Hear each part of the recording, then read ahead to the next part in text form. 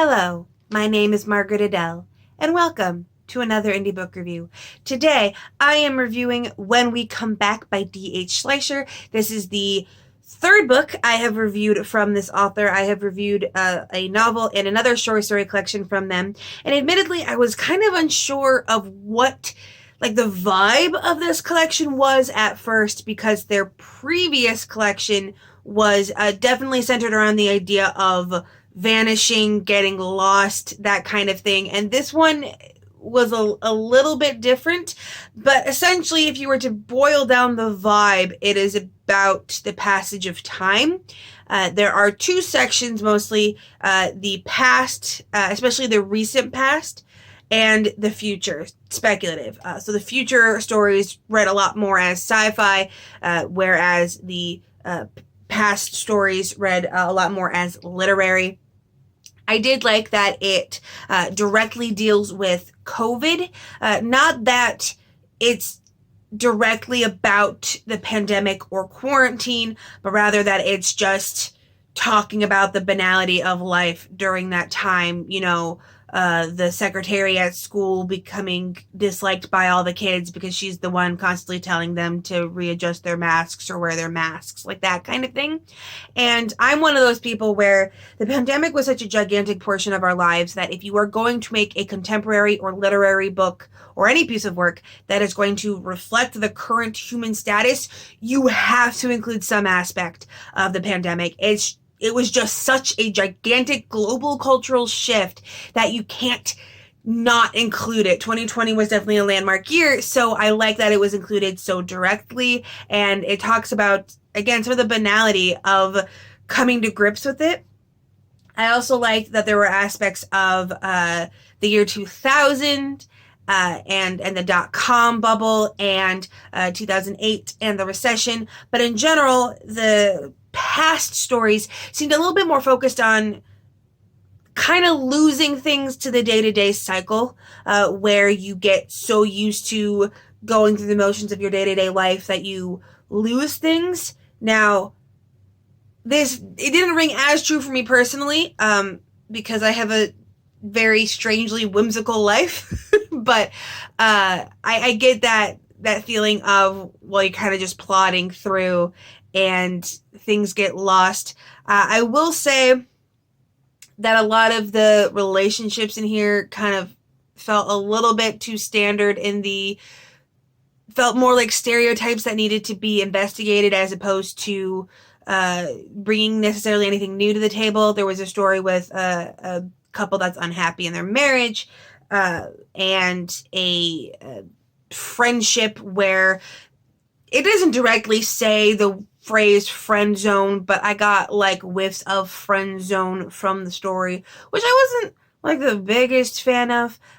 But in general, the concept of if you don't take the chance, you're going to lose things, even when you're just trying to live your day-to-day life. I liked that theme going through a lot of the stories. And then the future stories were much more speculative, sci-fi based. There was a lot of climate fiction, for the most part, with the exception of one story, I think.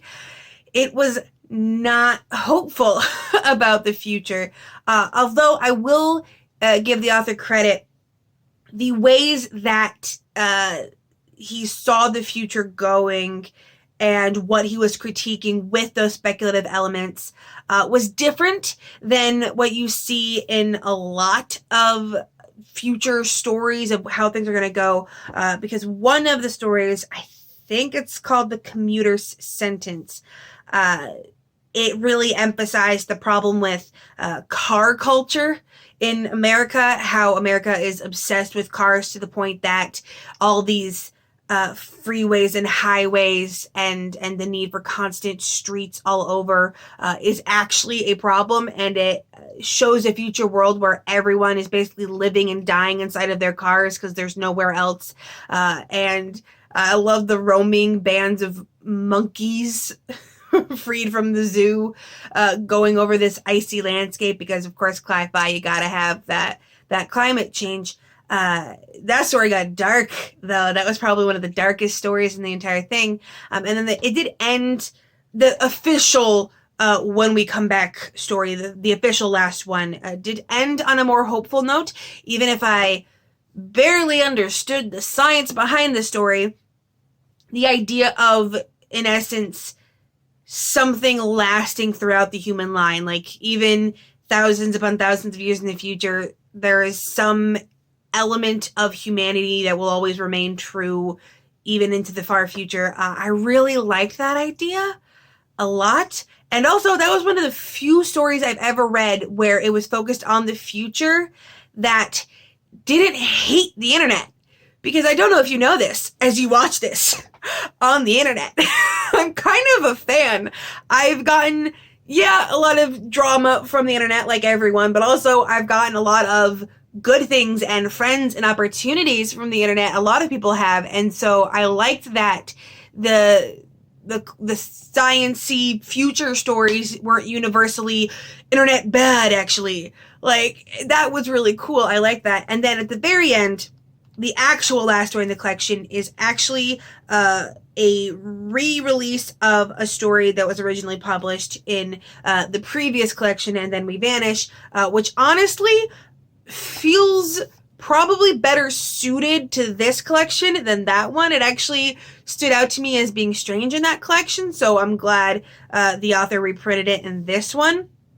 And also, this is totally just a vanity thing, but I really liked it when I went to open this story. I didn't realize this beforehand, but he actually had one of my reviews in the front cover. I love it when that happens. Yes, if I have ever reviewed your work, if you are an author watching this and I have reviewed your work, as long as the snippet you use is a good faith interpretation of the general review as a whole, please feel free to blurb me in future books or in your marketing. It makes me feel special. Regardless, I gave this book 5 stars. Very nice. I liked the concepts in it. I liked, even if the takes on the literary tales of the past felt a little bit meh, the takes on the future were a lot more fresh and inspiring. Again, not super on board with some of the relationships in the book, and I would love to see the author do a different take on what relationship problems actually look like and actually mean.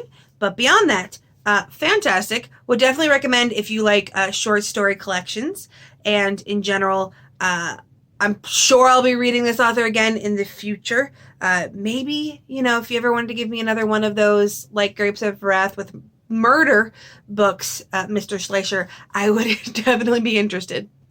And with nothing else to say, I hope you have a wonderful day and a marvelous tomorrow.